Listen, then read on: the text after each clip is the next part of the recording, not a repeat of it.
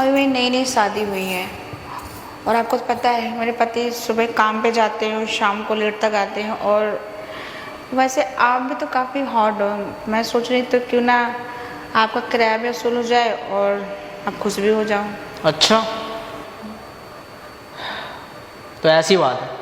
हाँ मालिक, देख लो, नहीं तो मैं किराया तो दे ही दूँगी लेट लपेट, अगर आपको ठीक लगे तो आप देख लो।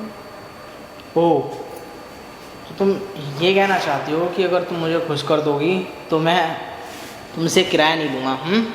हाँ मालिक, वैसे मेरे में कोई कमी तो है नहीं, मुझे ऐसा लगता है, और आप देख के तो बता ही सकते मेरे में कुछ कमी है या नहीं है। देख लो, वैसे ऑफ़र तो तुमने अच्छा दिया है, मैं तुम्हारा किराया भी माफ़ कर दूंगा और मुझे किराए के बदले जब इतनी अच्छी चीज़ मिल रही है मालिक, टेंशन है। वैसे मालिक 1 महीना किराया वसूल नहीं करने दूंगी मैं आपको। जब तक मैं रहूँगी यहाँ पर तब तक मैं आपको किराया नहीं दूंगी।